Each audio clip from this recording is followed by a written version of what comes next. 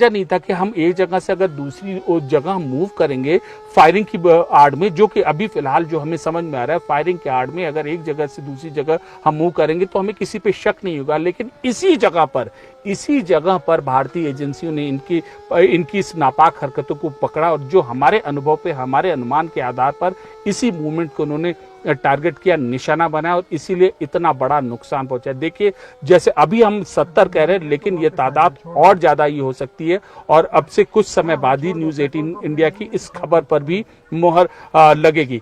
तो ये पूरा ऑपरेशन था और भारतीय सैन्य ऑपरेशन, इंटेलिजेंस ऑपरेशन के ये एक सक्सेसफुल ऑपरेशंस में से यहाँ पर एक है और कोई इसमें बहुत सोच समझ के इंटेलिजेंस गैदरिंग के आधार पर ये पूरी इंफॉर्मेशन की गई, बाकायदा 3D मैपिंग की गई, बाकायदा रूट भेजा गया, अलग अलग जगहों पर जो ट्रूप्स हैं उनको भेजा गया और उसके बाद इनको अंदाजा ही नहीं लगा कि हमें अब यहाँ पर हमें हमला होगा। तभी तो ये देखिए 10 दिन तक, 12 दिन तक लगातार ये फायरिंग कर रहे थे और जब मतलब ये इनकी नासमझी कहिए या नापाक हरकतें कहिए पाकिस्तान की और साथ ही साथ कुछ और बड़ी अपडेट आ रही है।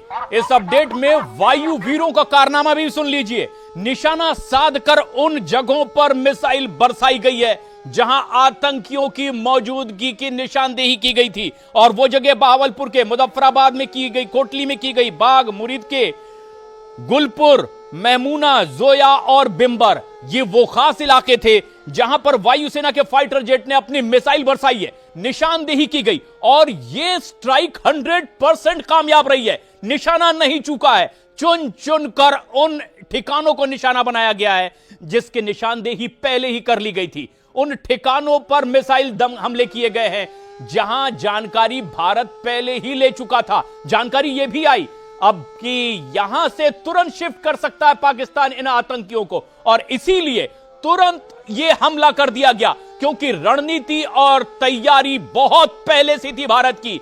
चुन चुन कर उन आतंकियों को निशाने पर लेना है जो भारत के लिए इन आतंकी वारदातों के लिए जिम्मेदार थे और अब एक बड़ा ऑपरेशन शुरू किया गया। भारत के स्ट्राइक में तीनों ही सेनाओं ने मिलकर इस जॉइंट ऑपरेशन को शुरू किया गया, ऑपरेशन सिंदूर।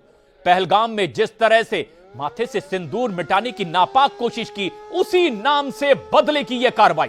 भारत ने यह साफ कर दिया है कि पाकिस्तान से, पाकिस्तान की आवाम से और पाकिस्तान की सेना से भारत का यह संघर्ष बिल्कुल नहीं, बल्कि भारत का यह हमला है उन आतंकियों पर जिन आतंकियों ने भारत में नापाक हरकत की है, जिन आतंकियों की रणनीति भारत में नापाक हरकत करने की, आतंकी गतिविधियों को बढ़ाने की। और बड़ी खबर यह कि मसूद और हाफिज के मदरसे पूरी तरह से नेस्तनाबूद कर दिए।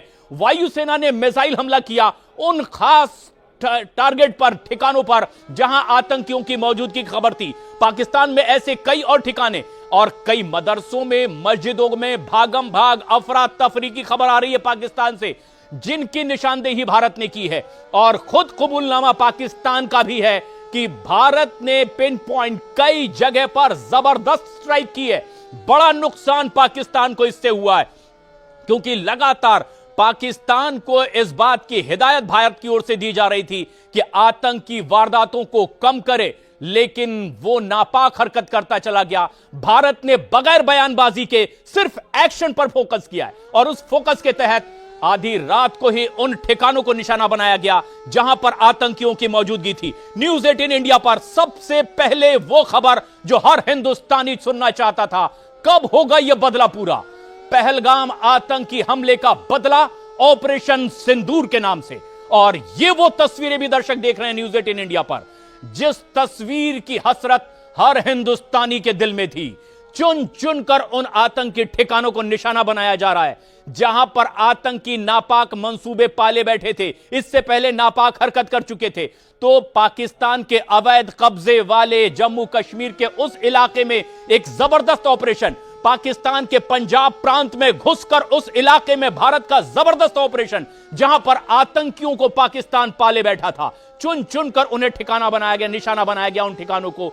9 ऐसे ठिकानों पर शुरुआती दौर में भारत की यह स्ट्राइक है जिसमें हाफिज और कई ऐसे आतंकी संगठनों के लीडरों के ठिकाने पूरी तरह से नेस्त नाबूद कर दिए गए हैं।